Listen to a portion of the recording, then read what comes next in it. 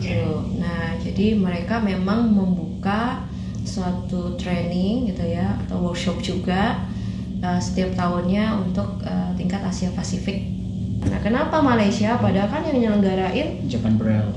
Jepang gitu kan? Ya karena memang mereka bekerja sama gitu. Jadi Japan Braille Library bekerja sama dengan namanya NCBM. Nah, itu yang nanti aku ceritain deh ke sana ya. NCBM. Ya, NCBM.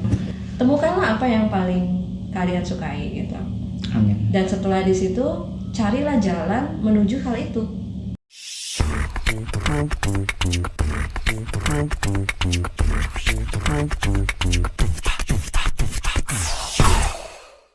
Nah, topik selanjutnya agak patah ya.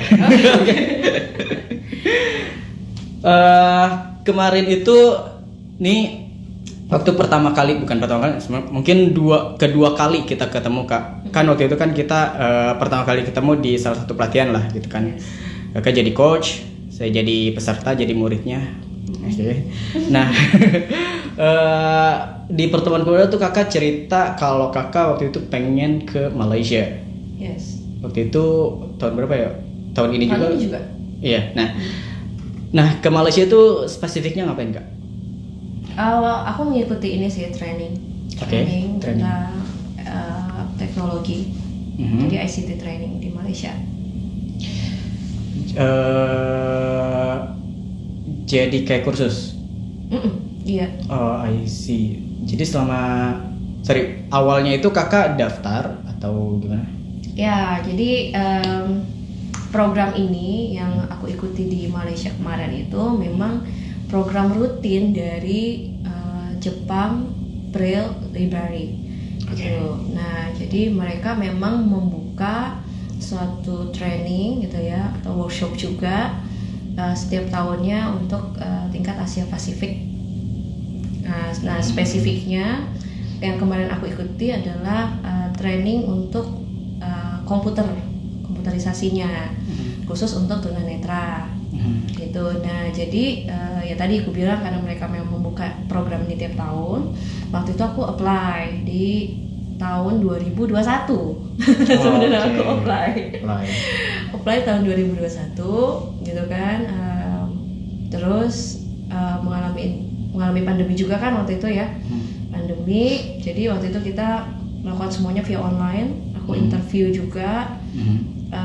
Terus abis itu baru di aku daftar Februari 2021 itu aku apply.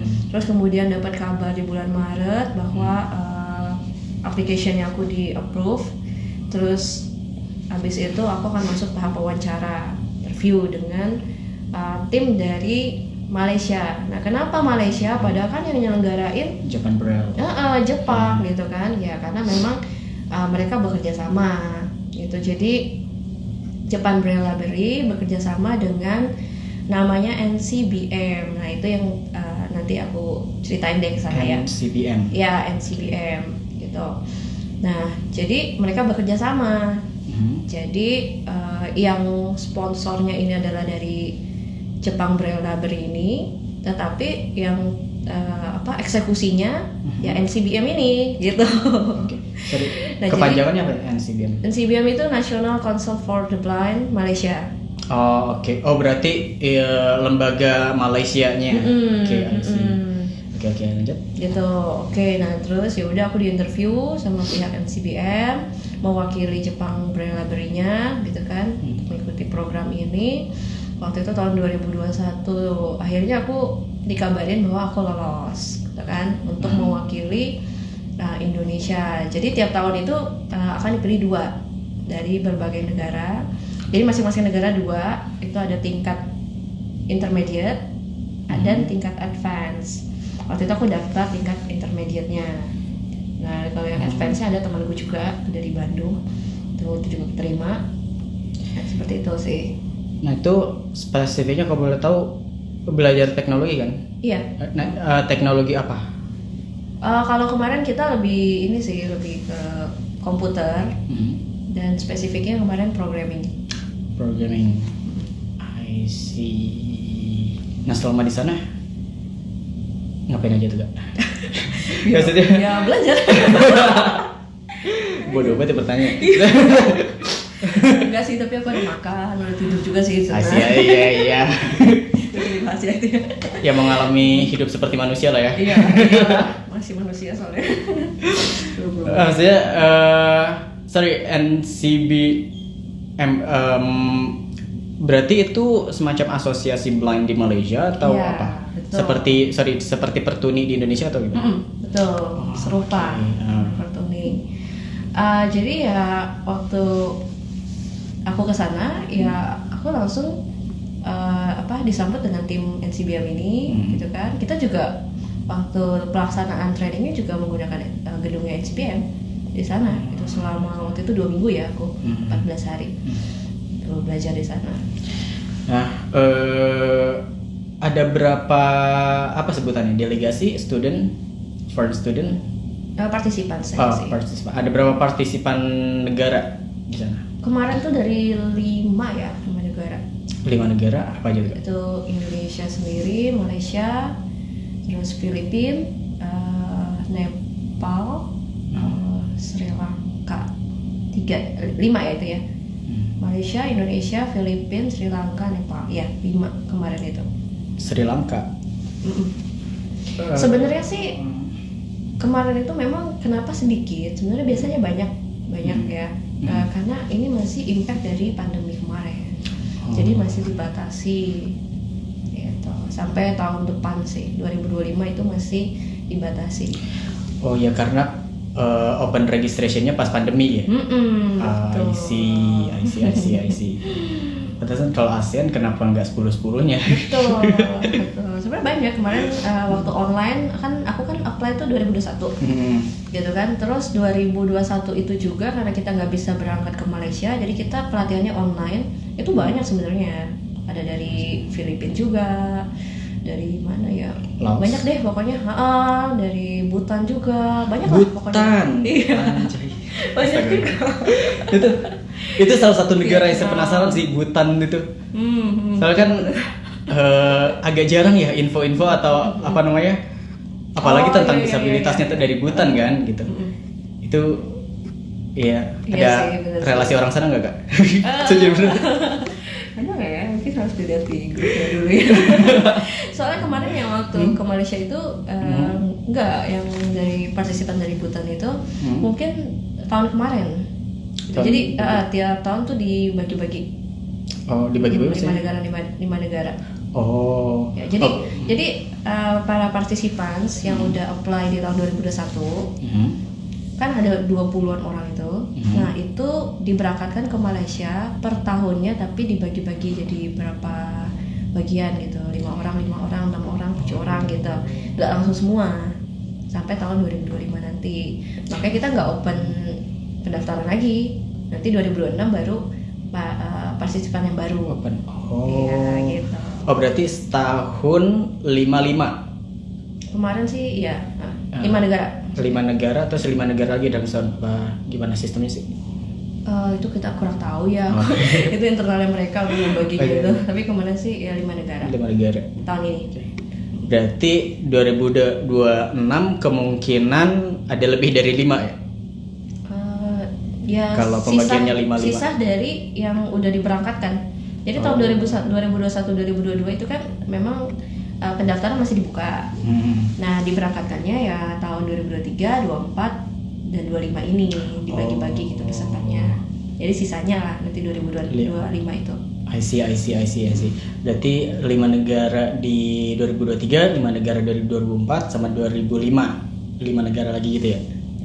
Ya mungkin 5 negara mungkin. Itu kan pembagian aku kurang tahu. Iya. Oke, kebayang. Nah, what did you get? Ya pastinya knowledge ya. Oke. Knowledge, skill, dan memang kita di sana kan di provide ya semuanya, dari tiket pesawat, terus juga penginapan, makan, ada juga allowance-nya juga, dan untuk selama bertahan hidup lah di sana gitu ya, menjadi orang asing. Terus juga kita dikasih fasilitas peralatan untuk kita ya, kayak misalnya laptop, headphone, flash disk gitu, itu juga kita diberikan semua dari sana untuk kita belajar di sana selama 2 minggu itu.